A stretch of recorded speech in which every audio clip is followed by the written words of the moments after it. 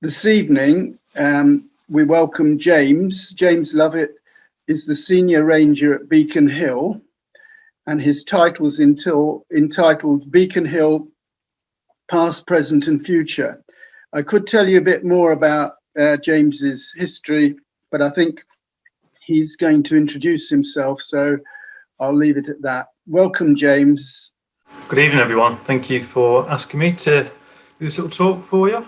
It's nice seeing a few familiar faces as well, and we've got 33 participants, so it's the biggest talk I've done for some years, so you'll have to bear with me if I'm a bit rusty. Right then, so without further ado, I will begin. So, yes, hello, that's me looking a bit younger a few years ago.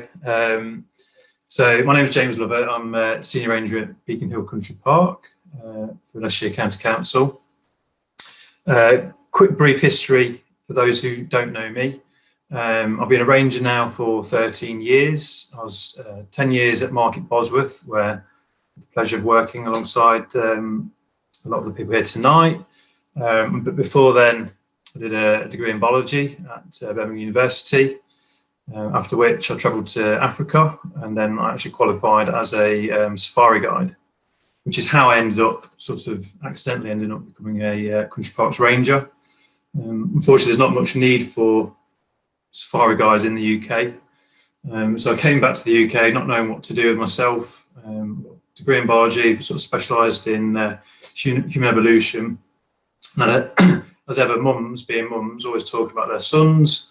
Got chatting to the nurse, doctors, who happened to be the wife of the head ranger of Bradgate Park. And I got a year's seasonal ranger post there, and the rest is history. So yeah, and that's how I've landed up where I am. I'm married now. Got the first child on the way, thanks to lockdown, or the lockdown baby. So that's due 1st of August. That's my next big adventure. And this photo was taken actually on our honeymoon, and that's Chambora Gorge in Uganda, where there's some chimpanzees and stuff living in there. So anyway, that's enough about me. Let's talk about Beacon Hill. So present day Beacon Hill, it is, as you're probably well aware, it's located in the Charmond Forest. It's a medium-sized park for the county council. It's about 333 acres in old money, 135 hectares in new money. And it's a real mixed bag of habitats now. We've got the main heathland here, and everything within the red line is the triple SI, with the various trails. And then we have new plantations across the park. So this area here is the native tree collection. This is Grant's Plantation, where the natural play area lies. And then we've got what we call the West Beacon Fields, which is this section here. And then this is the Dean's Lane Fields. So if anyone's been to Countryside Show in the past, this is where the Countryside Show was held, also called the Wood Fair, before it became the Countryside Show. And then these fields now, National Forest planting scheme, planted up in the early 2000s. Yeah, obviously I've got to plug the cafe as well. The cafe opened 2 years ago. It's now a very popular attraction in the park, as is the rhododendron labyrinth and the various trails across the park. And every time I go on TripAdvisor or Google Beacon, see how we're doing, there's always pictures of the livestock and the cows on the hill. So I think they're the big attraction for a lot of our visitors nowadays. We're also Leicestershire County Council's most visited country park. Bradgate being the busiest, and we're second to them. But I'll be interested to see how we stack up this year, because as you can imagine, post lockdown and then back into lockdown and out of lockdown, with nowhere else for people to go other than parks, we've seen a huge increase in visitor numbers. So we were actually topping almost 350,000 visitors this year up until this current lockdown. To put in perspective, the last management plan was written, our average yearly visitor numbers was 190,000 people. So huge difference. So yeah, so this is just one of the views across the beacon. It's Lovatt in the background, and these are These are the rocks, which also we're famous for. There must be thousands of these photos of the views from the beacon out there, especially that trig point. It's quite must be thousands of photos of that trig point as well. Yeah, yeah. Which brings me on to, so we always say that we're Leicestershire's second highest point. And when I started at Beacon, I also sang that tune, but I'm sort of a bit of a mapaholic. I do really enjoy a good map. So I was poring over OS maps of the area. Apologies, this is a bit boring for people, but Beacon Hill, 248 metres here, and then Bardon Hill, 278 metres. But then between Bardon and Beacon, we've got Birch Hill, which is 254 metres, which has distracted me for about an hour this morning, putting this together. So I ended up Googling all the highest points in Leicestershire and produced this graph for you. So you've heard it here first, folks. Beacon Hill is now Leicestershire's third highest point. Birch Hill has just been promoted. So I don't know why that is. I don't know whether it's just because the person who owns Birch Hill doesn't want it advertised that they're, the second highest point, doesn't want people walking across their land, or whether it's not pointy enough. I don't know. But anyway, that's a bit of boring trivia for you. Anyway, Beacon Hill, we've got a lot of history. So just cast your minds back 700 million years to Charnwood Forest, which back then was slightly different, as you may know it today. If you can picture yourself stood on the summit of Beacon Hill, and if you look towards the Whitwick Colville area, towards Bardon Hill, this is probably what you may have seen back then. So what was today's Bardon Hill would be about here somewhere, and then another part of Colville would be over here. Essentially, the Charnwood Forest area was huge volcanic shallow sea, very similar to today's Caribbean Sea. So I think this is Montserrat. I looked at this from quite a good geological study of the Charnwood area. That you can just Google Charnwood volcanism, and you'll find this report. Yeah, and so over millions and millions of years, pyroclastic flows, big explosions in a shallow sea. Some of it forming underwater, some of it falling as ash, some of it forming as huge boulders, sort of formed the rocks that we can see in the Charnwood area today. And we formed quite a way away as well. So this is the South Pole, and that is roughly where Charnwood would be. So we're quite close to Siberia. That's the Scandinavia and the Baltics. That is what will become, I believe, South America, and Africa's just here, and there's Antarctica.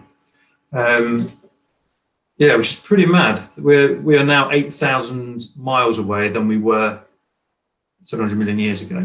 So we've done quite a bit of travelling to get where we are today. And over these millions of years, there's big explosions. So these are the bomb rocks that you can see at Charnwood Lodge. These are just shot out from all that activity. So all these layers formed in the sea. But at the same time, there's a lot of movement of tectonic plates, lots of earthquakes. So the ground was constantly in upheaval and movement and moving. A lot of folding. Fault lines sort of formed. So again, this is from the Charnwood Forest. And you can see here all the different layers, which have just come down over 100 million years. So this is before sort of Charnwood started being made. It's just a mud layer.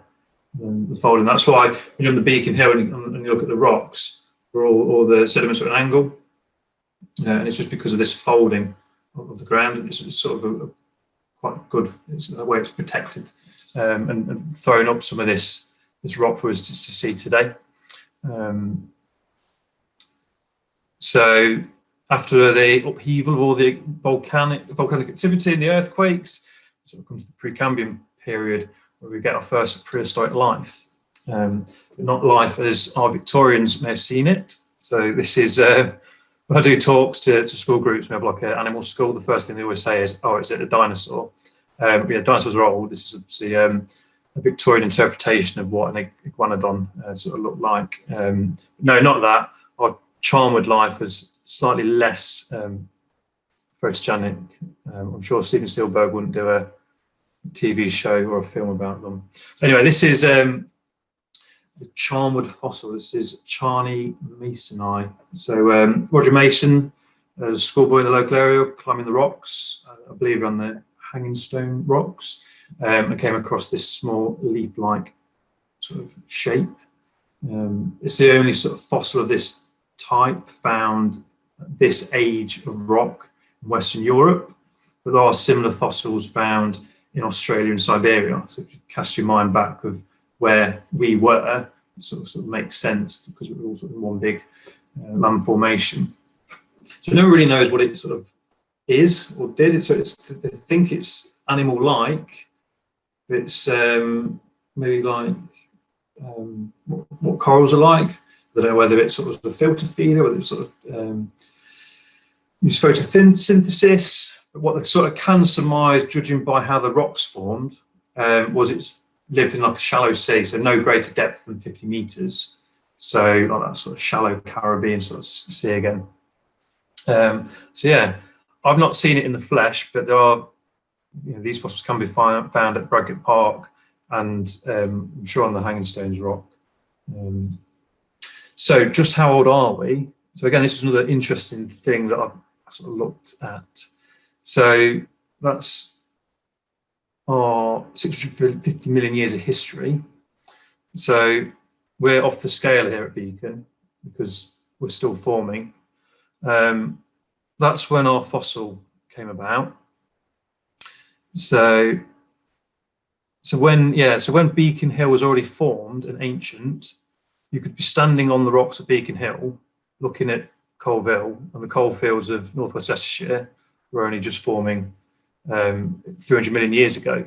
So we're ancient then. And then what I found really fascinating was the Pyrenees Mountains were mere babies, and we were already, this is 40 million years ago, so we were already 660 million years old when the Pyrenees Mountains formed, which is just, it blows my mind away. So when I see people climbing on the rocks, I say, oh, just be careful of those rocks. Actually, they've probably withstood a lot more than a few skinny climbers shimming up them. Anyway, so we sort of skip forward through the dinosaurs, and we'll come to the Ice Age. So that's sort of the greatest extent of the ice sheet over Britain. But I imagine there would have been glaciers through the area. And no doubt that's how like the Ulverscroft Valley sort of formed around us. Move some of the big boulders around. But as the ice sheets retreated, so the UK was landlocked to Europe, and slowly as the ice retreated, there'd be natural succession into England. So we'd come to eventually to a wildwood situation. So first of all you get the birch and the alders and the willows sort of forming, and then moving through to the oaks. Apparently some of these sort of primeval woodlands still did sort of exist around Budden Wood, which is now essentially part of the Mount Sorrel quarry. That's probably the oldest part of the Charnwood Forest. But within this wood, we've seen aurochs, there would have been beaver, brown bear, wolves, lynx, all the big herbivores and predators naturally just living and through their action managing the land. And then enter man. We don't really know much about early man in the Charnwood forest area. There's not much we know about the pollen records. There just hasn't been any study or nothing found. So we can just surmise that people would have been around hunter-gathering, as they would do around any part of England. Until a few years ago, there'd been no sort of real archaeological study. Then at Bradgate Park, they have had Leicester University doing a few bits on little Matlock rocks. They did a bit of digging there. They did found some Mesolithic stone tools. So whether people were living here or just coming through, don't really know. But during this period, obviously there's emergence of agriculture. Man started domesticating livestock, and they started really looking at clearing the forest. But we didn't really know anything about Beacon Hill at all. So did anyone live here? If so, why? Well, obviously, for Beacon Hill is it's got quite a good view.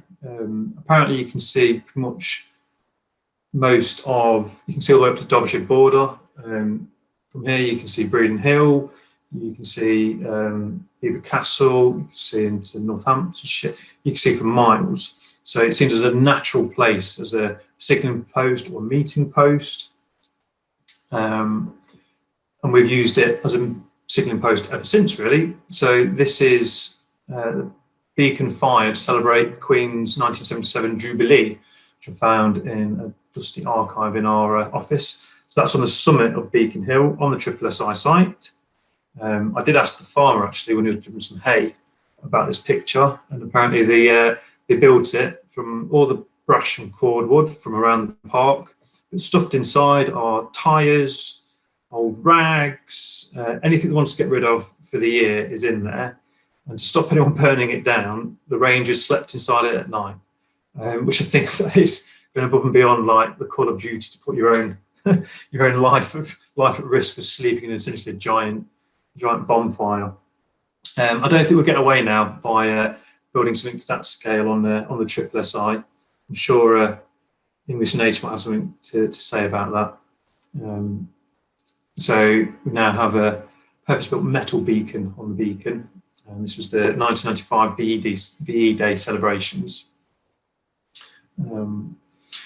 So no one really knew anything about Beacon Hill until we fast forward to the Victorians, and them being inquisitive people, a chap called Potter decided to have a potter around. So he was the first person to have a good look at the site, and he created this map based on his walks around the site. So back when he was there, Beacon Hill was part of the Bow Manor estate. But no one really looked at it other than just sort of common grazing land. So he drew up this map, and he surmised that it might be that the Romans were the first people to occupy it, and that it could be on an old salt road. And he surmised that because he essentially assumed that looking at a map of the UK and the Roman roads and knowing where some of the trade routes were, there's a place called Saltfleet, which is, if I can just put on here, about here. And he knew of another big trading post near Birmingham Way called Huntington, which is down here somewhere. So he essentially drew a straight line and then started asking questions. So he sort of already had his hypothesis and tried to sort of find some places that would fit his theory. So he knew there was Saltfleet. He knew there's a Roman camp at Ancaster.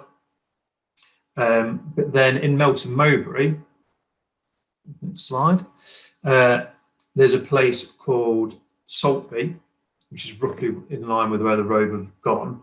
And then in Quorn itself, there was a field called Saltgate until about 1607. So he sort of thought, well, so I've got a square structure. It looks like other Roman camps with a layout. Got a Roman road. I'm going to put my money on it being Roman. And he then also asked a local man, and this is a quote from Potter's book from 1842, which is still available to purchase. I don't think it's in Waterstones anymore though. So he spoke to a chap called Mr. Langham of the Needles Inn, which I'm guessing would be some sort of pub in the local area. Anyway, so Mr. Langham was a farmer, and it goes, Mr. Langham of Needles Inn informed me that he well remembers that 34 years ago, so this would be 1808, there stood on the highest point of Beacon an erection of rude and ancient masonry about 6 feet high, of round form, and having at its centre a cavity about a yard deep and a yard in diameter, the sides of which were very thickly covered with burnt pitch. This, he says, had all the appearance of having been used for holding the beacon fires. He then goes on to speak to this farmer or local man, and the local man essentially said, I've been coming up here for years, I've never really looked. Isn't that so true of us now, where you don't really appreciate some of the stuff on your own doorstep until someone points it out to you? So how did Potter do? I'm sorry, I'm skipping ahead of myself. How did Potter do? Here we go. So beacon fire is where B is just here. So that's where the trig point is at R, and that's where the top of scope is. And then B is where this pitch of fire was apparently still in 1808. Now, when it was really dry a couple of years ago, there was a very round depression area in the ground that seemed quite unmistakably not natural. So whether this still is the remnant on Beacon Hill, I've been searching through old aerial photos and I can't see it on there. So I've just got to wait for another really dry year, and hopefully Google Earth will update their photos for us and we'll be able to have a look. But anyway, post Potter, we then found the Charmwood Hoard. So, like I said, Beacon Hill is part of the Bow Manor estate, and so they didn't have to go across any sort of hard terrain.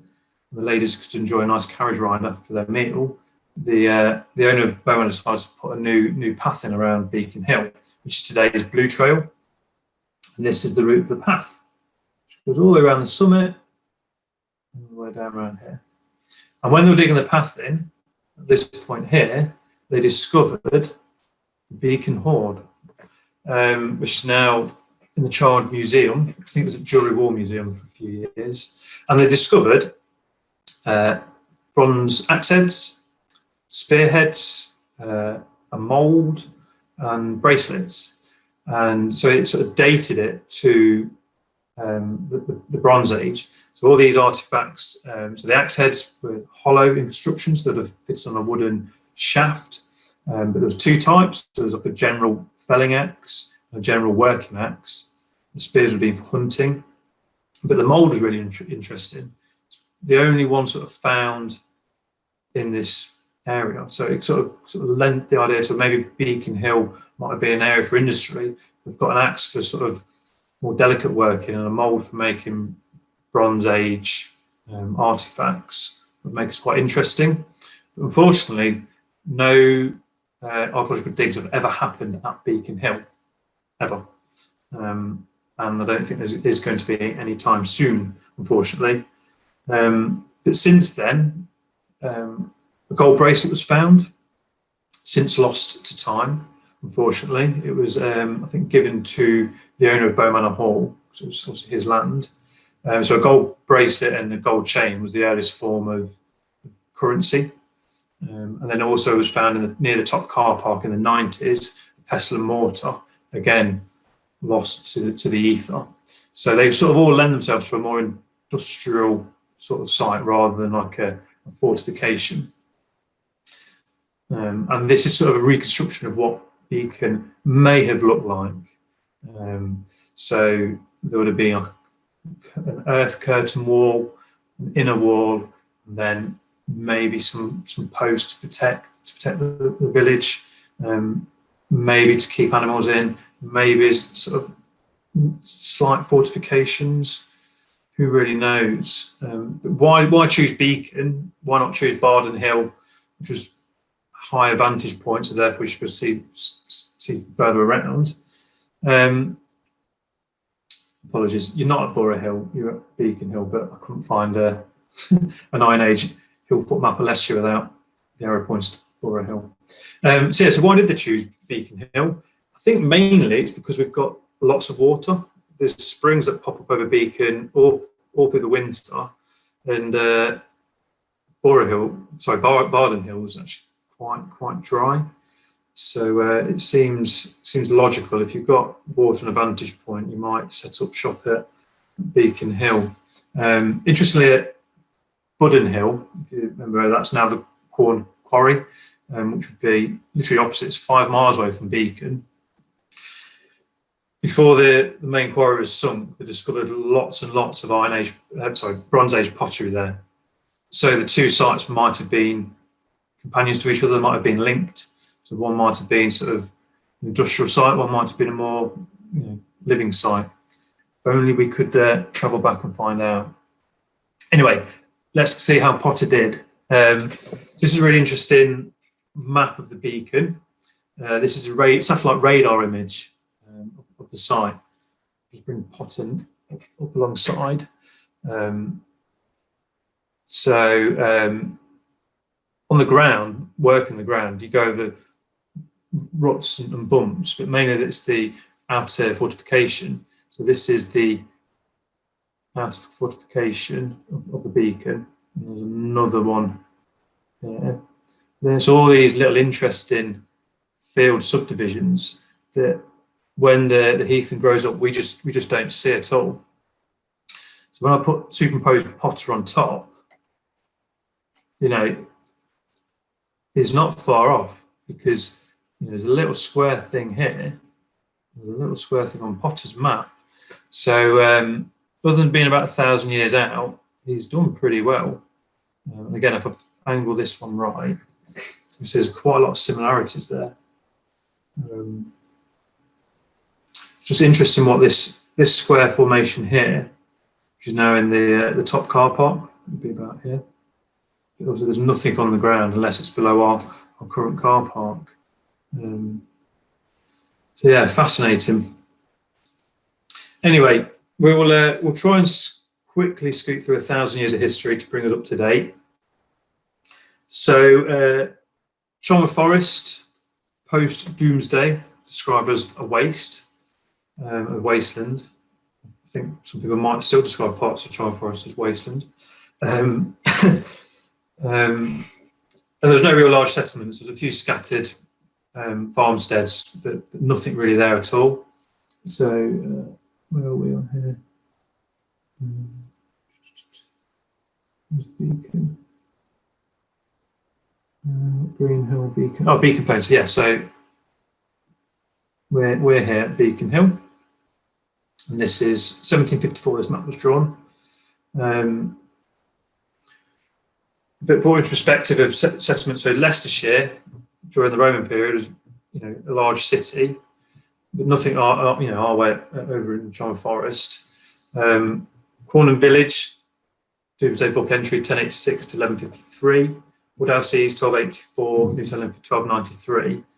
But there's nothing really of sort of human occupation of the land. It just seems to be too hard to occupy. There's just not enough there for it to be worth putting the time and effort in. So in large, Charnwood was just free grazing land. People were free to turn the livestock out, to claim wood from the forest. It wasn't a royal deer park. Braggart was obviously created as a deer park, but the rest of Charnwood Forest wasn't. So any free man could go out and collect what they want, and they pretty much managed the land through their action.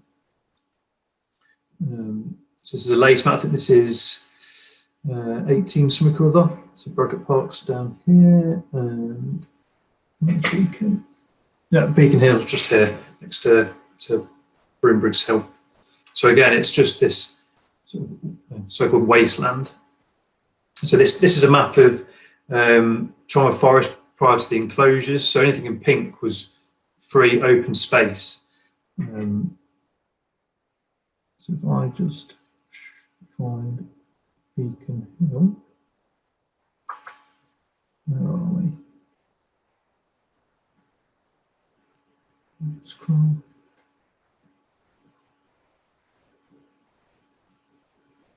Right. So this is Beacon Hill just here. So that's Bow Manor Hall. Can you see my cursor? Anyway, just near Woodhouse, just here is Beacon Hill. So there'll be no field dividers. There'll be no dry stone walls. It'll all pretty much just be open. So the Enclosure Act of 1808 really changed the landscape. Anyway, we've come to post-war Beacon. So Beacon Hill was part of the Bow Manor estate during the Second World War. During the Second World War, the American Airborne Division was stationed in the area and around here. And this is a map of Beacon, as close as I can get as my first sort of ground map of the site from 1949, I think this original sketch is from, and then annotated afterwards. So anyway, so Bow Manor was sold off in 1947. It was, inheritance tax, like so many estates, just crippled the owners unless your county council bought it.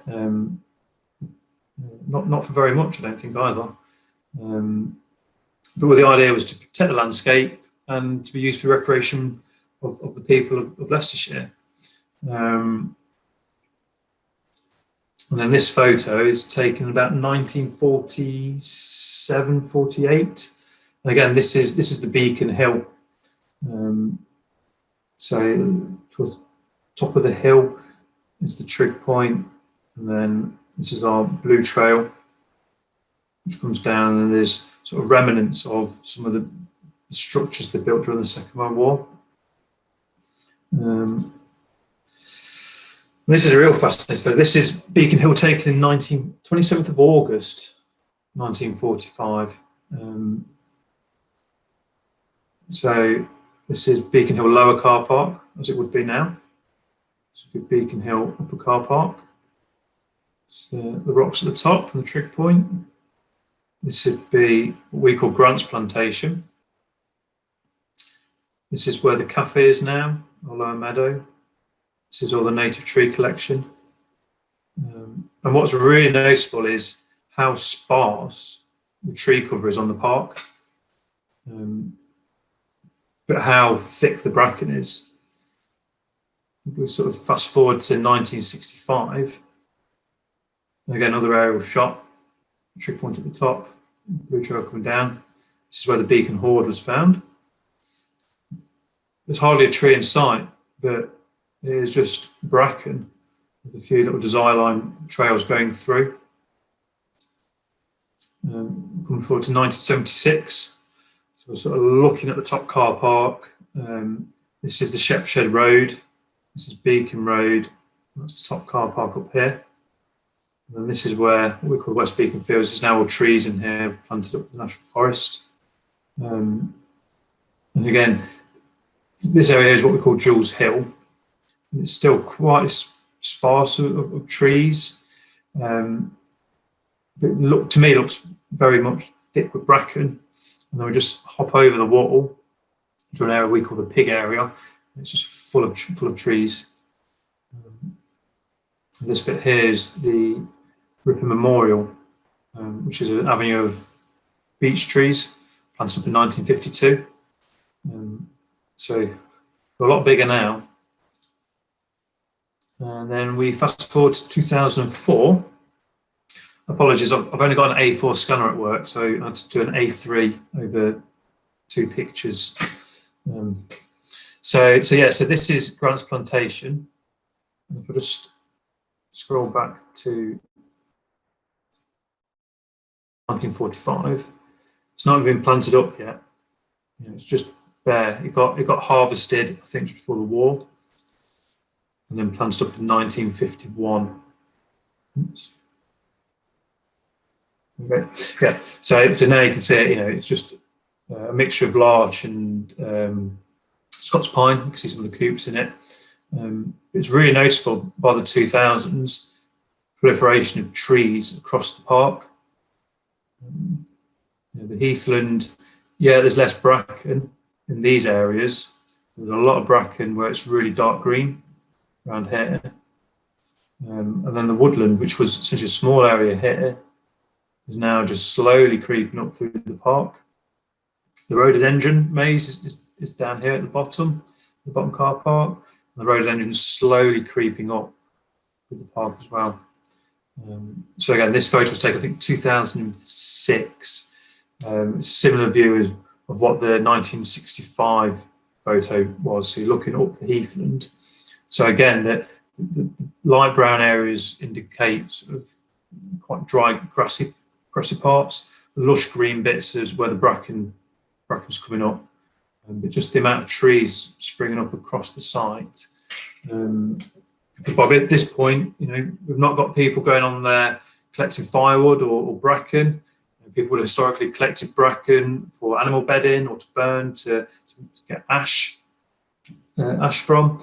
There's no one free grazing the land, so it's essentially just going through natural succession where we'll get a oak wildwood forest again. So I forgot I've done it for myself. I'll go back to the photos. Yeah, this is comparing 2019 to 1945. So I'd love to know what these little structures are. So if anyone could shed any light on what these little Nissan huts or something across the park. I'm guessing there's accommodation for soldiers. So you can see the difference between Grant's Plantation, the Heathland. Actually, the top car park is not there at this point. There's only a small finger of oak trees and beech trees here. But now the wood's slowly sort of creeping out on the edge. Interestingly, the road and entrance still there in 1945.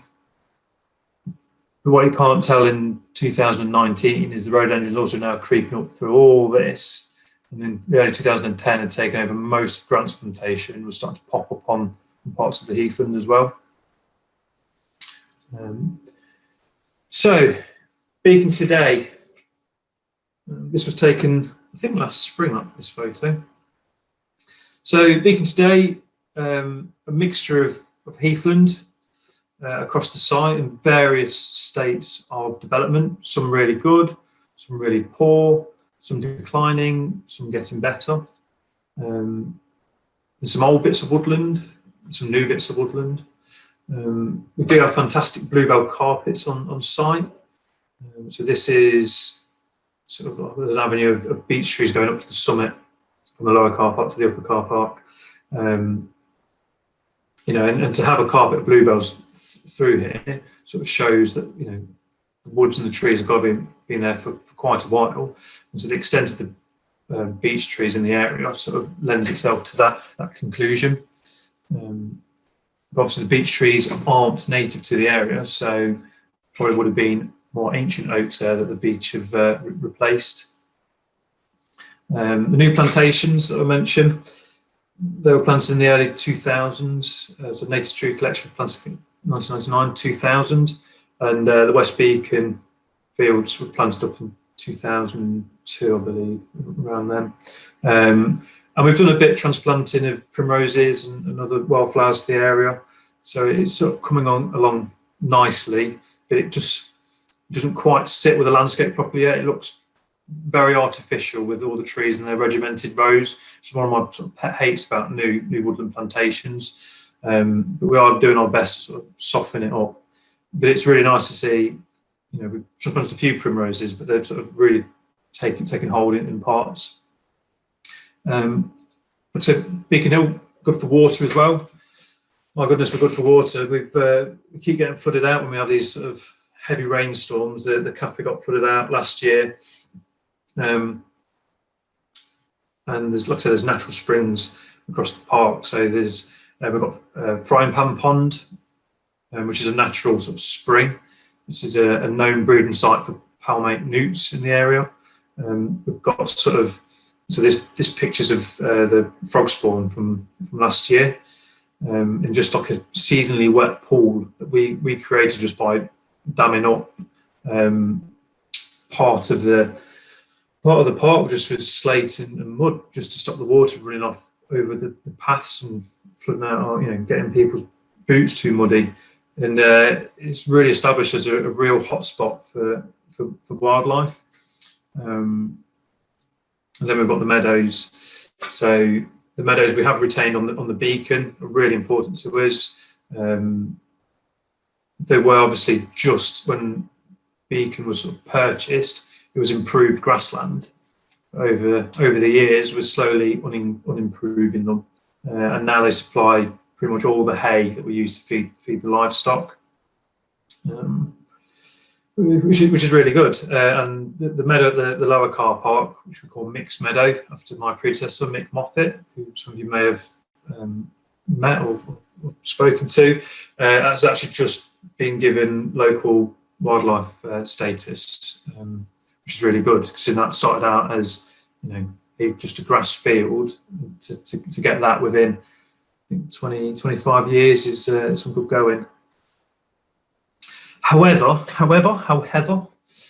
our heathland is under threat, both at Beacon and nationally. So it's obviously a nationally important habitat. Only 16% of the heathland remains from the 1800s. So the enclosure awards does have something to answer for. But the UK, we do account for 20% of Europe's heathland,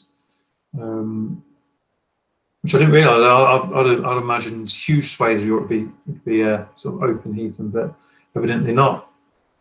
And what we have at Beacon and the surrounding area of Charnwood makes up, you know, the heathland only makes up 2% of all the Leicestershire habitat. So we are really, really important for those species that need that acidic lowland heath to live and thrive.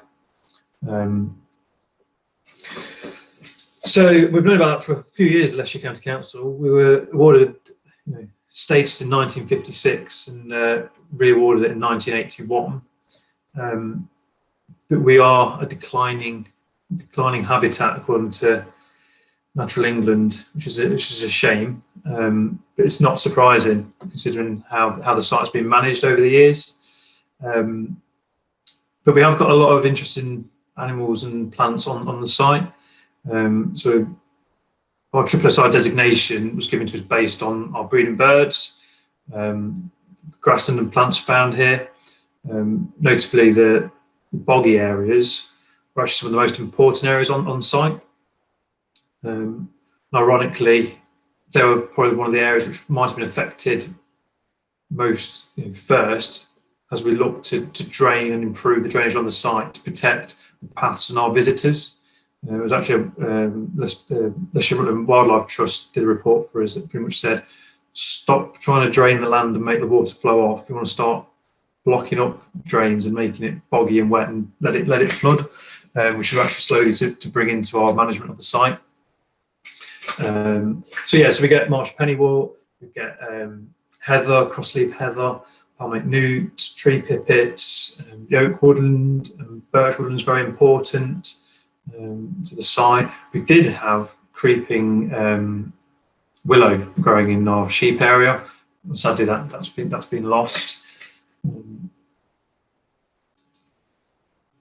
And the main problem with the heathland degrading is our ongoing battle with bracken. Less so much the encroachment of scrub and woodland, because that can be sort of dealt with fairly easily, but it's the bracken's the problem. I'd love to know our ancient ancestors sort of managed to keep these heathlands open. I'm guessing it's because they were constantly working it, constantly cutting and clearing it to take for the bedding for their animals, to burn, cutting peat. So their action just sort of controlled it. But post World War II, it was just sort of left to its own devices, and it just took over. So enter the Rangers. Bit of a yeah. That's the Beacon team as it was when I was going to do this talk for you last year. Steve is now actually retired, so there should be Amy standing there now. I've not updated the presentation slide since I first sort of put this together. So the Beacon team, those 4 rangers tasked with taking on this monumental task of controlling and managing this 330-acre site, which is no mean feat. And I can't claim any. A lot of the credits I've only been in post 3 years. From sort of the 80s onwards, they're really sort of trying to tackle the bracken. So burning's out of the question, just environmentally friendly, and at Beacon there's always the risk of finding unexploded ordnance. So the dry stone walls across the Beacon, when bits come down, we do a bit of repair work. We have come across ammunition crates, we've come across 50 caliber bullets. So if you had a nice fire, who knows what's lying under the ground. the old chap who used to live next door to our office at Broombriggs Farm he's been living on site since 1952, and he's a local man, and he reckons that after the Second World War, rather than get rid of all the old vehicles and stuff, they just dug big pits on the beacon and buried a lot of stuff. So if we're to have a fire, who knows what might literally come up out of the ground and explode, which left, like, at the time, just mechanical and chemical means. So that's spraying, using tractors and rollers. This is me on the tractor flailing back scrub in one of the fields. Actually, we're trying to promote heathland to sort of recolonise. And the chemical means, back in the early 80s, when health and safety wasn't too much of a problem, there would two of them would stand on the back of a tractor with knapsacks full of spray, and then someone would drive them, and then either side they'll just spray off and just waft all the chemicals on the fronds, hoping for the best. No mask, no PPE, just get on with it. Thankfully, things have changed and technology's changed a bit. So any of our spraying nowadays, we don't actually spray anything. We actually wipe our bracken. So we use something called a weed wipe, which is, it goes on the back of the quad bike, and underneath this contraption bit here, it's got some rollers, and as you're driving along, the chemicals mix, drips into the rollers, and it just brushes on the tips of the fronds of the bracken. So what we try and do is, if we do any chemical control, you wait till the bracken's just slightly taller than everything else that you want to save, and then you drive over it, and it only then just affects the bracken. You have to do this year on year on year. So it's very expensive. The chemical we used to use was called Azulox. It was actually banned in 2012, but we were allowed to carry on using it until our supplies ran out, which they ran out about 4 or 5 years ago, which just left glyphosate, so to Roundup, which again is in question whether we'll still be able to use that. The problem with spraying and mechanical means is if you get the wrong thing, it's going to die regardless. So it's pretty destructive and pretty damaging, but it is effective. So this area just below the summit was completely cleared of brash. Sort of predates me. We obviously had 2 fires here to burn some of the brush. I won't be doing that nowadays. And again, this is them cutting and clearing the heathland by hand, clearing the trees, burning the brush. So doing all this is really expensive. It's a lot of work, a lot of hard work.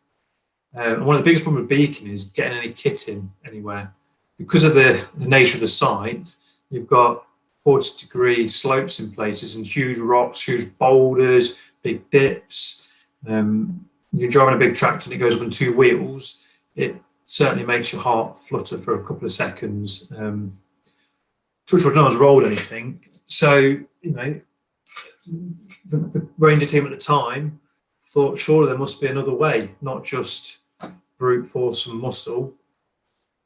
So they called upon reinforcements. So in early 2001, they recruited a few animals to the site, and looked to doing conservation grazing, which has been done, by our ancestors, and before them, it's just a natural process. These big oryx and big herbivores and carnivores on the land, just their action naturally managed it. So the whole idea of conservation grazing is to sort of artificially recreate that. So the Beacon team decided to use primitive breeds.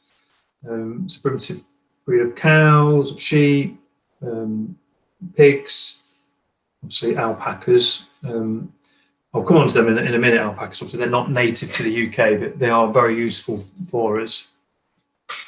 So conservation grazing, so the action of the livestock being on the beacon, on the heathland in itself, controls the spread of scrub and bracken.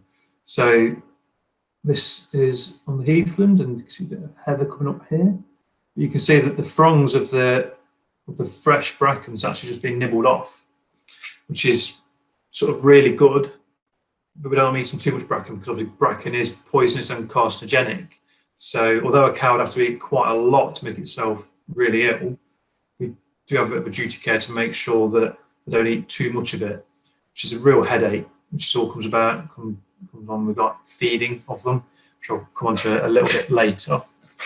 But anyway, big half-ton cow going around, it's trampling, it's churning up the ground, seeds get stuck in the hooves, get stuck in the fur, get stuck in the fleece, and it damages the bracken, allows bare ground, allows seeds to get in, and allows things to come up.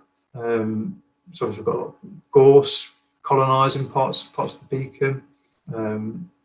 This photo was taken, I think, early 2019. So the trees that were sort of really big, naturally browse lines came in as the livestock went in and sort of nibbling at the lower leaves, and started really clearing a lot of the bracken and low-lying scrub, allowing heathland plants such as tormentil and other things to start colonising. Heather was very slow, so the rangers also helped transplant a few seedlings, scattered seeds, netted off small areas of heather to give it a chance. But one of the really interesting things about obviously the livestock back on is food goes in one end, it has to come out the other end. So it's actually, they start recycling the nutrients on site, and things like dung beetles will pick up their poo and then lay their eggs and bore it down into the ground, and worms will start moving nutrients through the soil. So the soil becomes aerated. It just becomes a more natural structure on the park, which is fantastic. Without that, we can't create that with chemical means. Mechanical means, you could plough it or try and use hollow tines, but it's just not feasible. The livestock grazing though does take time. So 2001 is when it sort of really started in earnest on the beacon. So I should really introduce the real stars to you all. So these are the real workers that do most of the hard work. There are conservation mowing machines. So we've got a mixture of cows on site. So we've got the English Longhorns, which are sort of local as well, because it was Robert Bakewell at Dishley Grange, sort of doing selective breeding back in the 18th century. So we've got Old English Longhorns on site. We've got Highland cows, and the little black one at the back is the Dexter, native to Ireland. You can see, they're not eating the bracken in the photos to the left, but they go through looking for the nice bits of grass, and then they sort of nest in it at night. So just by doing that, they're crushing the bracken for us, which recreates us going out with a tractor-mounted roller to roll it. So rather than me spending a couple of days rolling the heathland, I can just let Mirabelle here on the right sleep on it for a few months, and she does it all for me. The only trade-off is obviously we have to feed them during the winter, and when they get hungry during the summer, because when it gets really dry, the grass stops growing. They are notorious for just pushing out through fences, our cows. We've got fences that are about, I don't know, 4 foot tall. Well, the little Highland cows, if they wanted to, they can just jump over it, which is amazing. So they can jump out, but then trying to get them back in, it's like trying to herd cats. But they don't go too far, thankfully. But they're really photogenic. So this is Mirabelle enjoying our 700 million year old rocks. They also enjoy scratching themselves on our memorial benches, which I have to put as a pre-warning to anyone who wants to donate a bench to the site, saying if it's going on the main heathland, just be warned, it may have a cow rubbing its bottom on it. So yeah, don't get too offended. So we've got 20 cows at the moment, and then we've got 24 sheep as well. So we've got a mixture of primitive breed sheep. So we've got our Manx Lockton sheep, Hebridean sheep, Portland, Castle Milk, and Herdwicks. The Herdwicks are the latest addition to the flock, and we got a flock of 9 2 years ago from Gorse Hill City Farm.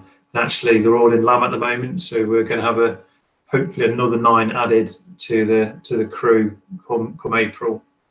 So from the end of this month, I've got some half force starts to check for lambs.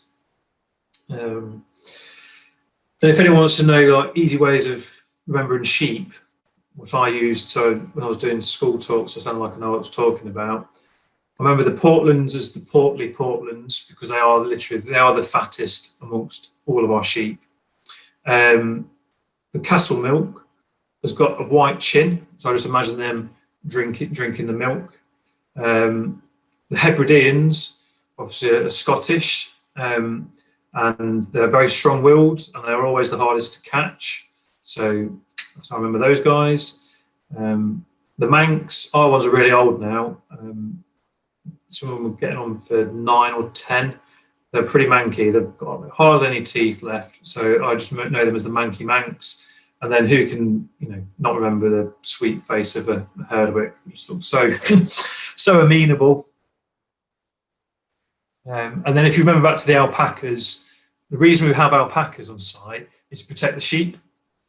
Because when they first had the first flock of Manx, there were so many dog attacks. I think they lost 3 sheep killed to dogs in the first year.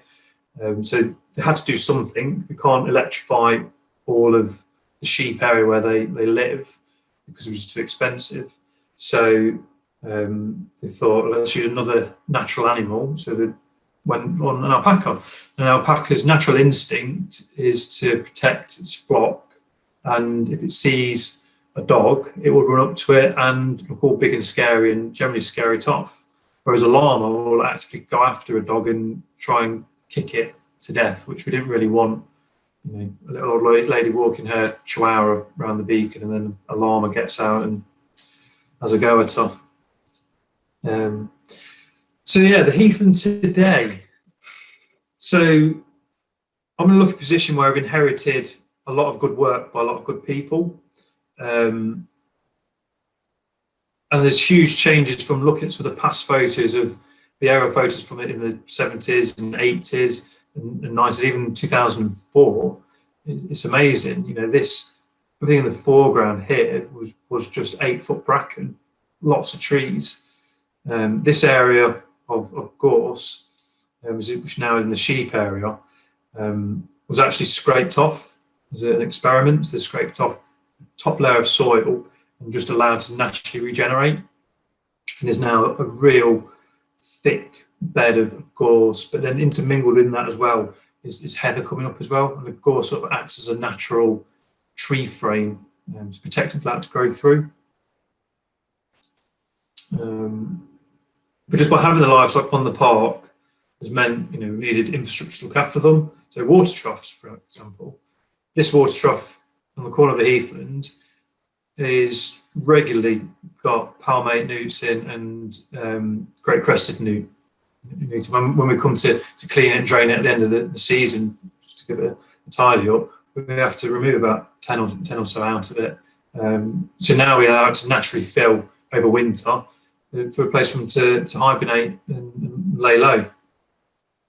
This wet area on the right is in the sheep area.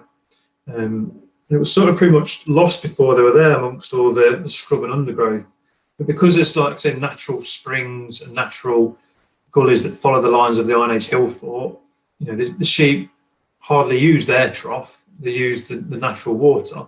But in doing so, it muddies the ground, spreads those seeds, that graze things back. And we get this real rich mosaic of sort of marginal, boggy, seasonally wet plants and animals in there. So when Leicestershire Wildlife Trust came out and did a survey for us, the most diverse spot on the park were these sort of marginal wet areas on the sheep area. And again, this is just looking across the sheep area. So a lot of trees were removed. Certain heath and scrub plants are allowed to come back and develop. And what we're looking for on the park is roughly about 10% tree cover and 20%, 25% scrub cover to grasses. Again, this is sheep area. We get these lovely little tussocks of thick grass on the park that associate with ants. So these are ordinarily would be completely overgrown, no sunlight's getting to them, which means they're quite cold. Because the sheep are grazing it off, and every now and then we put the cows in with the sheep as well, the sun gets to them, which means the ants do really well, which in turn means early in the mornings there's always green woodpeckers gorging themselves on these ant hillocks, which is fantastic. It's just nature, sort of an artificial recreation of what nature would have naturally done if people hadn't sort of got in the way in the first place. And again, just look at this marginal area. Yeah, this is where we get the marsh pennywort grow. Real thick carpets of it in the sort of late spring onwards. But then, as the ground's improving and opening up, we're getting more fungi in the ground. There's lichens coming up. So I think these are large parasol. No idea on lichen. They're not my cup of tea. I'm guessing one of you may even know what it is, so you could let me know after this, and I can put it in my notes for my next talk. But yeah, as the heath and cows improving, it's getting better and better for spotting wildlife. It's slowly coming back. So this was next photos all taken during lockdown. So this was March, April 2020. So ordinarily the rocks all covered in mulch and bracken, just cold, no good for anything. But now they're exposed, they're nice and warm. So we get early morning walks, fantastic for butterflies warming up. Common lizards were just sort of basking out on the heathlands in the mornings, and the rocks. So this is the top car park, just by where the barbecue area is. One morning, I thought it was my dog rustling. It was actually just a male adder, just going for a walk round. You know what I mean?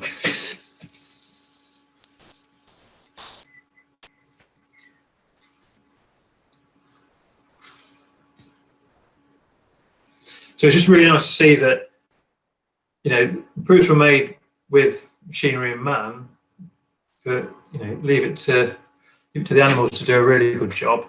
So this is just a comparison photo. This was early 2000, maybe 2009ish, I think. And this is just comparing the sheep area where we graze the sheep to what it looks like in 2019. So you can really see the gorse really developing, which would be this area here. It's just starting to come out in yellow flowers at this point. And the trees have been reduced around here. But there's still a lot of work to be done. All the brown patches is dead bracken. So what we want is trying to get it so there's not much bracken blocking the ground for the early spring. Because if we get rid of the bracken, it just allows new things to get up and get established before it gets out competed. So the trick to getting these animals to do all this hard work for us is what Napoleon said: an army marches on its stomach.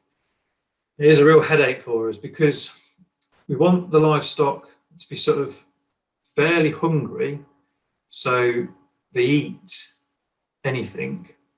Because given a choice, the cow's not going to eat. Well, it's like us going to a buffet. You're going to go for the chocolate cake over the pile of kale.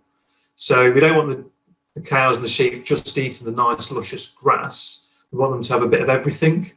And the trick is to try and keep the grazing fairly poor and keep them fairly hungry and not give them too many options. But at the same time, not making them too hungry that they decide to either escape or look too malnourished that we start getting complaints from Joe Public. So it's a real balancing act, and there's no formula as yet. So in the summer, what we do is we move them around the beacon quite a bit. We'll move them from the main heathland onto Jules Hill. We'll move the cows from the main heathland to the sheep area, and we move the sheep from the sheep area onto other fields around the beacon. But essentially, our high-level stewardship means that we have to graze the main heathland between the 1st of April and the 31st of October. So outside of that time, the livestock now become sort of a bit of a headache in feeding of them, which is where our meadows come to the rescue, because the cows and sheep are ours. So during the winter months, they're our responsibility as well. And we've only got a finite amount of space on the park. So with a cow eating half a square bale a day, and we've got 20 cows and 24 sheep plus 6 alpacas, it equates to about 1,500 bales per year that we need to feed them. Thankfully, most of it comes off our own meadows. So these are photos of our meadows in summer. So this is the lower meadow, and this is on Dean's Lane, near to where we have the countryside show. We were cut a bit late this past couple of years because we had no countryside show to worry about. And this is us collecting and feeding the hay. So the hay isn't great quality when it comes to feed, which becomes another headache for us, because I have to put on my farmer's hat and my conservationist hat, because the farmer side of me wants to produce good quality hay to keep the livestock in tip-top condition over winter, which means trying to keep the grassland semi-improved, which would mean either trying to feed it, spray off docks and other non-desirable plants. But because you have to use a broad spectrum herbicide, it will kill anything that isn't grass, which my conservationist hat will go, well, what about all the fantastic invertebrates and plant life that rely on meadows? So we have this discussion pretty much annually as a team, as a service, as what we're doing with the meadows. Are we reseeding and stuff? The argument generally leans to conservation side every time, and it's sort of been further cemented that that's our approach, given that the lower meadow, mixed meadow, is now being given its LWS status. We have the added benefit of being county council in that if we run out of decent quality hay, we've still got a budget to go and buy hay. Obviously, some farmers aren't lucky enough to have that luxury of having money behind them, so they need to produce large volumes of hay and good quality hay. But last year was a bump year. We took 1,700 bales off our meadows, which was, I think, almost 500 more bales, 400 more bales than the year before. So the livestock get checked and fed every day during the winter. The square bales we chuck off by hand. And when it's dry enough, we can go in with the tractor. We feed big round bales. So a big round bale that you can see my dog is sat on. One of these will last 20 cows a day, roughly. But on really cold days, we'll supplementary feed as well. And then then we turn the sheep out. So we cut the meadows, and then we turn the sheep out on the meadows to do a bit of supplementary grazing. And actually, funny enough, this year during lockdown was the first year that we've actually loaned out our cows. So our Dexters, the little black cows we have, they actually went to Swithland Wood Meadow, Bradgate Park, borrowed them for a month and a half, almost 2 months. And then they went to Sheet Hedges Wood. So Leicestershire County Council owns Sheet Hedges Wood as well. We've got another meadow there. So we'll move the animals around as much as we can to try and maximise the quality of fresh grass they get to eat, to do us a job of clearing the meadows for us and recycling those nutrients, and also to try and preserve some of our bales in stock. It's always about balancing act, and every year throws something different. I've only been going into my third year at Beacon Hill, but Steve, who retired, started in 1973 3. And he was always saying every year was different. So looking to the future, by sort of looking back, we sort of start looking at how we're going to carry on reclaiming more heathland around Beacon, and how we're going to carry on improving the Beacon. So the 2 pictures in front of you is what we call the pig area. So the small photo in the top right-hand corner shows what the pig area looked like in 2004. So this is the green boundary of Triple SI, and then this area here is what we call the pig area. So it was planted up in the 1930s as just a larch plantation cash crop, as was sort of Grant's plantation. It just sort of left its own devices, which meant they, pretty much zero wildlife value compared to heathland. So the council got a grant to clear fell the area. So this is the multi-use track as it was before it got resurfaced. So you're looking up towards the Beacon, with the summit be over here somewhere. So that's what it looked like, just dense single stand of larch essentially, and then it was completely clear felled and left. And this is what it looked like. So in 2006, 8, I think, or ish. No date on the photos. I did find doing this that our predecessors from the 50s and 60s and 70s were very good at dating old photographs, but then everything that went digital afterwards, there's no dates. It makes my life very difficult. So the pig area was cleared, and the first couple of years it was full of foxgloves, and then after that bracken just came back with a bang. But it's really steep. You can see this sort of terrace here, and some other little small terraces. It's part of the Iron Age hill fort and part of some Victorian either retaining wall or boundary wall. So you could get machinery in, it's nigh impossible. Plus it was full of stumps. So they needed to think of something else. So as you may have already guessed, with it being called the pig area, they used pigs. So Brooklyn Melton College loaned Beacon some pigs in the early 2000s for clearing the land. They're just great little diggers and also great little escapers. So no matter how good you think your electric fencing is or stock netting, they will find a way out.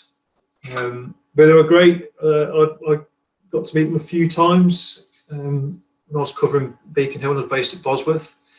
But their action of just rooting around in the soil, looking for grubs, and you would go and feed and hide the pig nuts amongst any thick bits of the bracken. So they wouldn't really eat the bracken. They may have a nibble or chew, a few of the rhizomes. But it was mainly like the digging up and uprooting that just damaged and knocked back the bracken. As the bracken gets more and more suppressed, other things will hopefully be able to take hold. So you can just see the difference in the bottom right photo of what they did.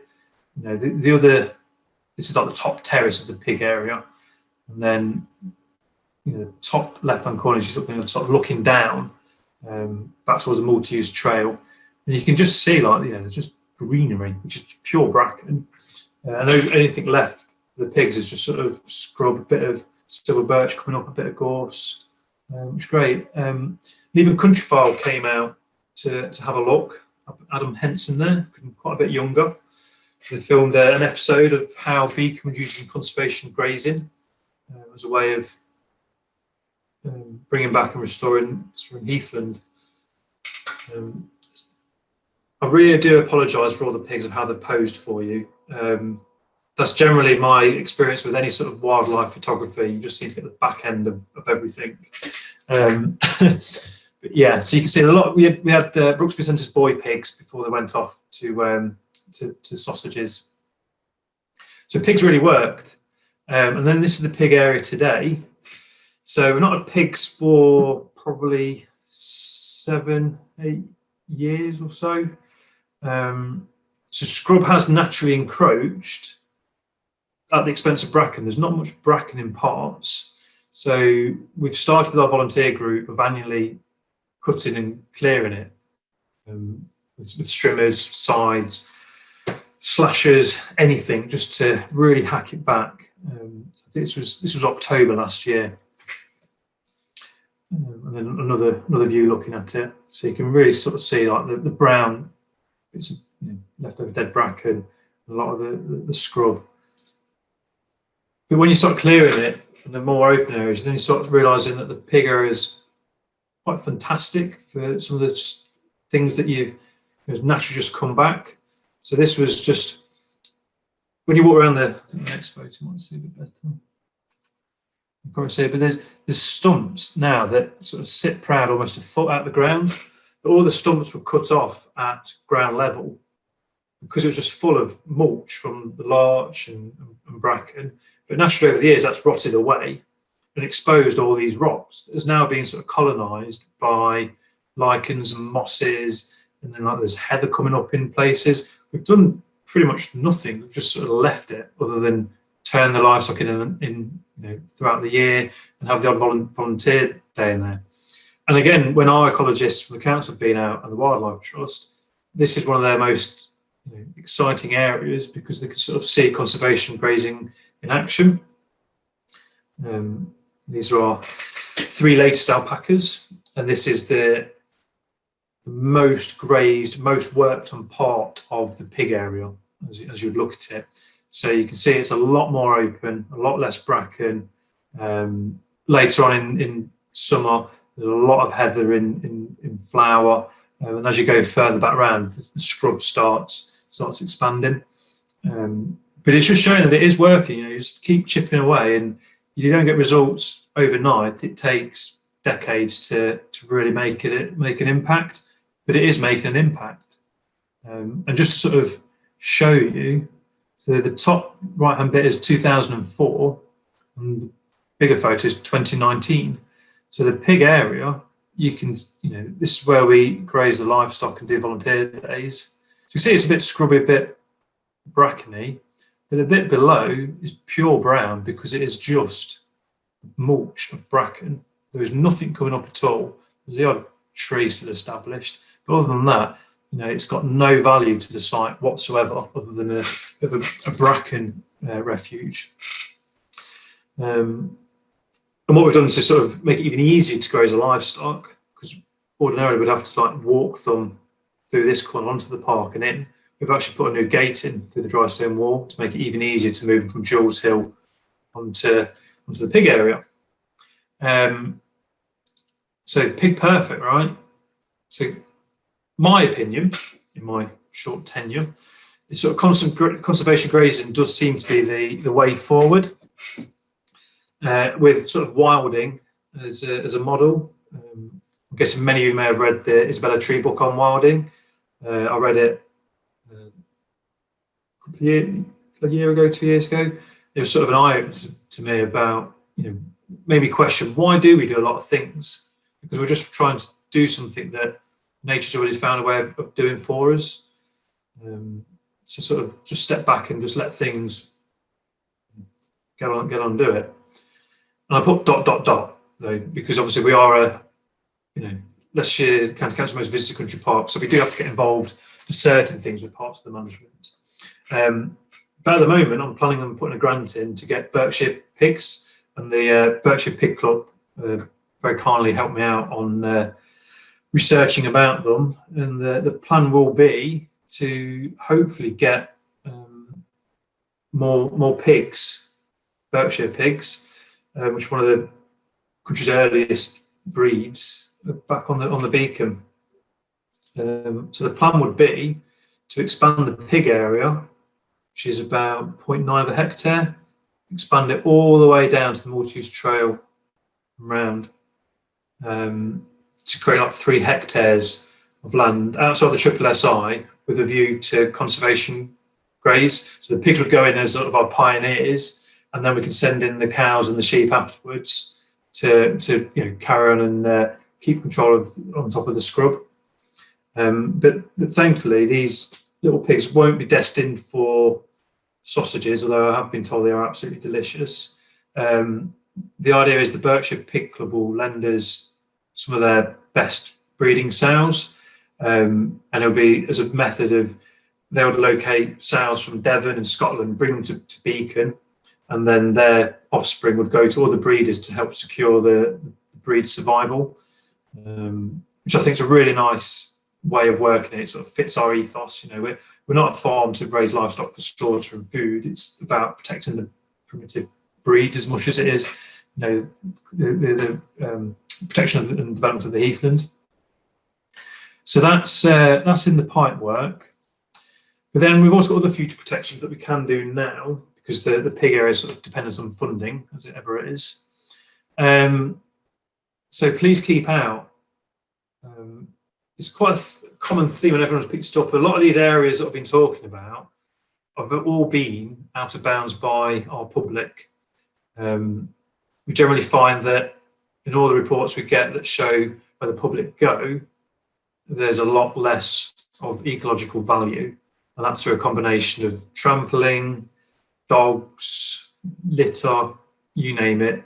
It's generally people disturbing things. So I found the photo on the left from 1971. Some vandals decided to push over the dry stone wall, and this is the top. This is looking down the top car park. So the toilet blocks haven't been built yet in the bottom corner, and all the trees that were thinning a few years ago that people complaining about aren't even there. Fast forward 2020, we've actually blocked the little gap in the wall to exclude people from the bit of heathland the other side of this dry stone wall. So people in August Bank Holiday 1976 were being as, you know, nothing's really changed. We're still as busy as back in the day. So when I get a lot of people say, oh, it wasn't as busy as this in my day, I think Beacon's always been a popular site. It's always had that problem with people going where they shouldn't go. Late 90s, it's like a mini metro or something. That's the summit of Beacon Hill. We've driven through the gate, 2 gates, and then set it on fire. So unfortunately, people have always been a bit naughty, to say the least. So some things don't change, but we can change as the managers of the site. So, photo from 1971. 19. This is the other side of the wall. So it's left quite wild, and there's like just a cut through. But we get this real good patch of heather in here because the ground was quite compacted. They actually used it as a car park back when Beacon first opened to the public. So it actually, the compaction of the ground, Bracken doesn't like that. So, you know, them parking cars on it for a few decades actually has done the area a load of good. Obviously, we don't want cars parking on there now.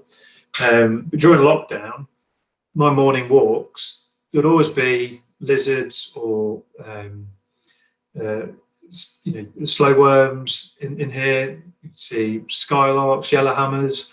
But then post lockdown, people just use it as a cut through onto the beacon, disturbing everything. There was dogs running around, there was kids playing on it. So we just decided, and the council and my boss backed us up, to sort of trying to lock in some of the benefits of the lockdown. So we decided just to fence it off. So it's we call it the top triangle area. We're not very imaginative with our names. We just fenced off and blocked the wall, so becoming a cut through. And then sort of turn the livestock out onto it to graze. It's only had 1 year of grazing. So this was 2019 on the right, and we just did a bit of stripping to trim back some of the brambles have grown up. This is this year, and the livestock have been grazed it, and the brambles really been hit back. There's hardly anything sort of come up in 1 year, which is sort of promising. So the other area connected to this top triangle area is Jules Hill. No idea why it's called Jules Hill. It just is. There's a lot of inherited names. I did think, oh, maybe they've discovered Jules there, or was a chap called Jules? Not sure. Something lost to the ages. But anyway, so left-hand photo is looking across Jules Hill in the early 2000s, so quite Tusky grass. And the photo on the right is a couple of weeks ago.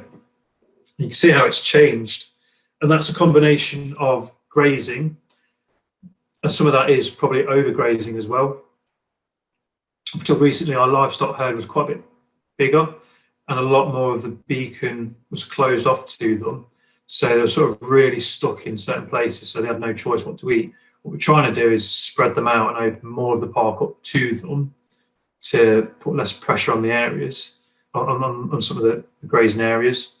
But Jules is a fantastic spot, but it is nicely walled off.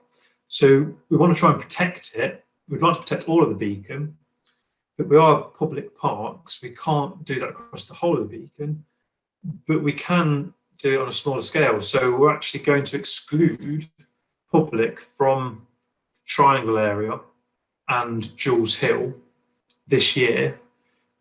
You're the first public to hear this, so hot off the press, between April and August, with a view of allowing the ground to recover, not to graze it as much, to hopefully allow grannesting birds a chance to actually nest and not get disturbed, because we get 350,000 visitors this year.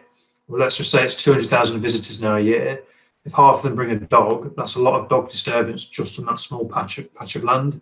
So we're going to do a bit of an experiment. So pretty much the area in front of you, the pig area on the left, Jules Hill on the foreground, and then the triangle area is all going to be out of bounds from April to the end of summer, and we're going to see how it goes. We've got no data really to back us up.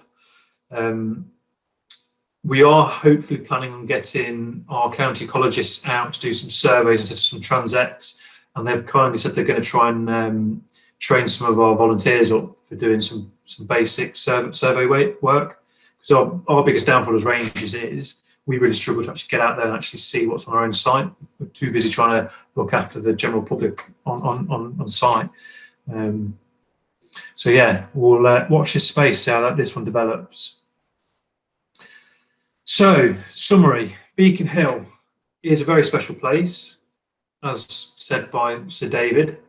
There he is on Beacon Rocks. I think he was filming Blue Planet or Life on Earth. One of the ones where he did a bit of an intro, just said how important his childhood spent in Charnwood was. And Beacon is a really special place. Lots of people have many happy memories here.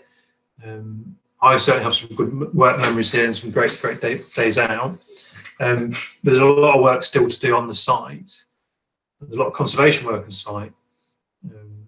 We have the problems of funding, like any organisation, like any sort of wildlife conservation body.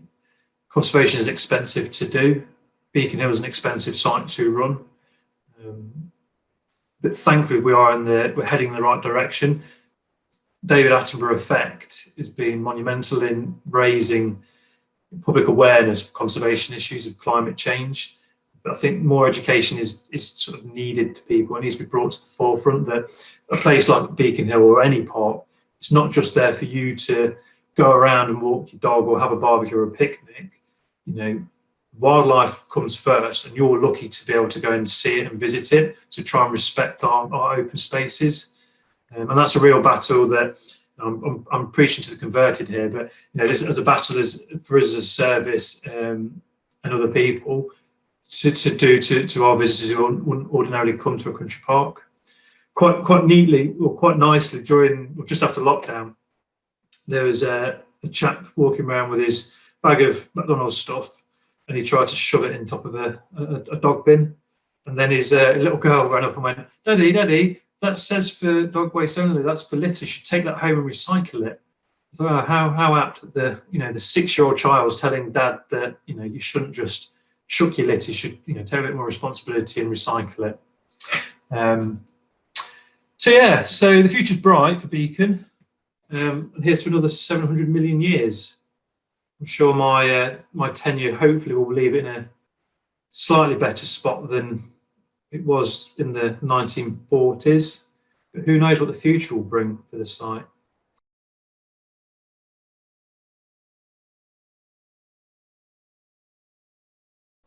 You know, when you showed us the video of the adder. Yeah.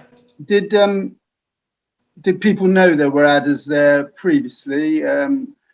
Obviously, they've managed to survive, and they'll probably prosper. But was that a new discovery in a way? No, well, so we've always known we've got adders. We don't come across them hardly at all unless we're doing some work in some of the areas where the public aren't based. And I've had videos and pictures in the past where I've forwarded it to our comms department to do like a little press release about them, because I find them absolutely fascinating. And I've always been told no, because they don't want to let people know that we've got adders in case people get scared about going in with their dog. And in the end, I just took a bit of unilateral independence and posted a video on our Facebook page, and it got about 400 likes within a couple of hours. And there was no negative comments at all saying, oh, I'm worried, I might get bit by a snake. I think people are a bit more educated nowadays for, the dangers of snakes, and they actually appreciate that they're quite an unusual, rare thing to spot. But it just happened to be, during the March lockdown of last year, we had the whole site to ourselves, other than the wildlife, and it just would come in lower car park, 9 o'clock in the morning. There was a muntjac deer just trotting around having a sniff.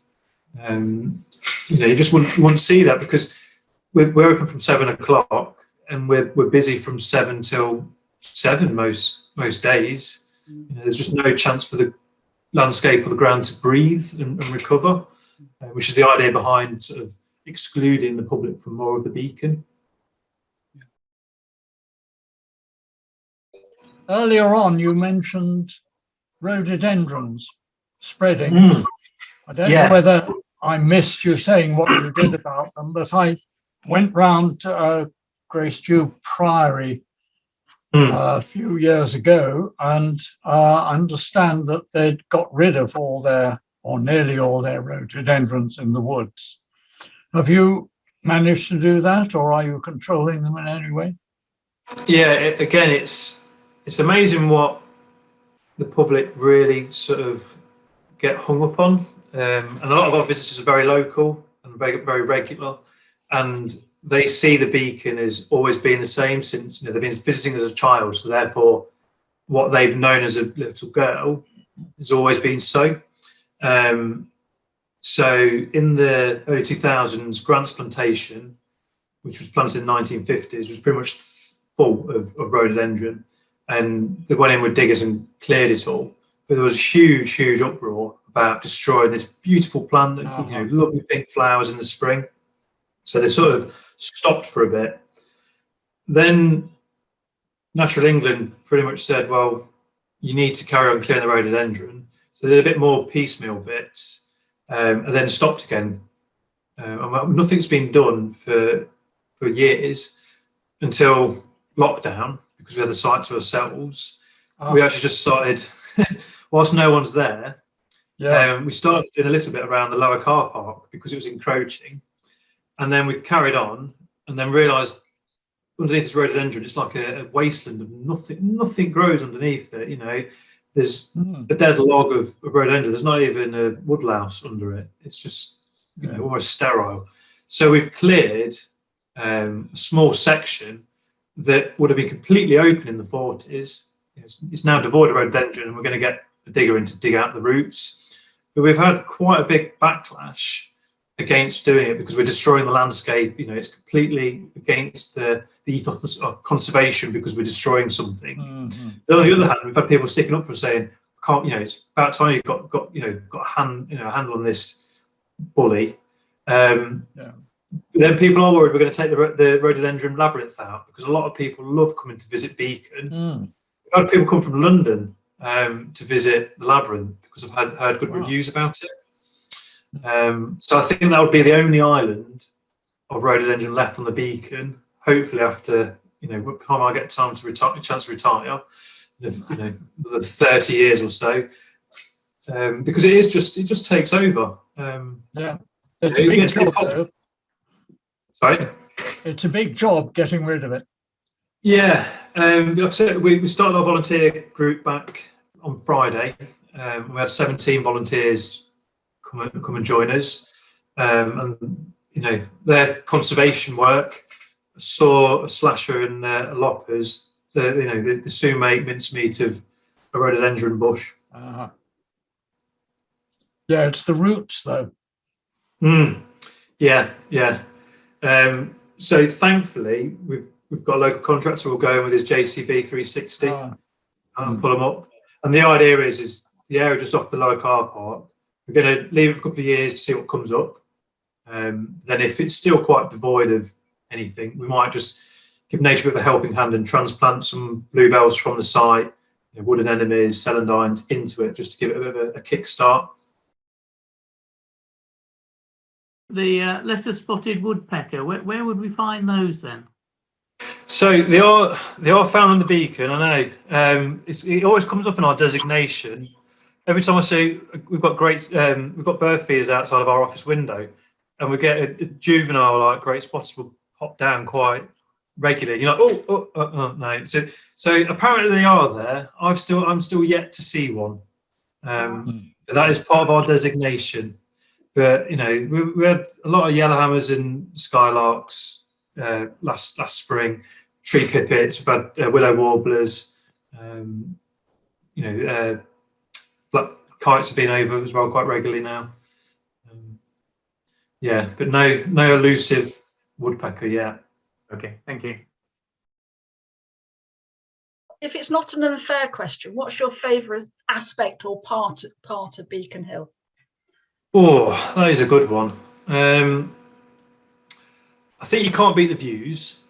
It is. I always tell like the team, when we have we do have hard days, and our visitors can be quite difficult at times. There's nothing better than having a look, walk round and just realising that, you're almost at the top of the world. You've got a great office. But I think it's just the joy of seeing those little Herdwick lambs when we first got them every morning with their little smiley faces. You can't beat the joy of them skipping over to eat some feed out your hand. Well, thank you, James. That was a really interesting talk, and I think it just showed what an important site we've got on our doorstep, both sort of today and in the past, with all the the geology. And it always amazes me that when you go to places like Beacon or Bradgate, that the kids are clambering over all the volcanic rock, and that just seems amazing. And the dating it so far in advance of somewhere like the Pyrenees, it just shows what an important location we have, literally under our footsteps. And I do think the main thing really with sort of the how you're managing it now is this conservation grazing. I mean, that just obviously seems the way forward, doesn't it? To be working with nature, to help battle the bits of nature that are less welcome. And I think just the fact for all the different hats that you're wearing as well, so like you say, the conservation, the farmer, managing visitors and all that type of stuff. So yeah, thank you for really it's the people the hardest aspect of the job, as you can imagine. Absolutely. I think anybody who works for the Great British Public will agree with that sentiment. And I think actually the importance of the site of the heathland as well, because again, where we are, like you say, it's only sort of 2% in Leicestershire. So I think the responsibility we've all got really to look after the site. So thank you very much. Hey, thank you. Thank you very much, James, for a wonderful evening. Right, I'd like to draw your attention to next month, which I think many people will also enjoy. Henry Stanier, he's the monitoring and research officer for the Great Fen project, is going to talk to us. So hopefully lots of you will again, and maybe even more than this time, come and join us.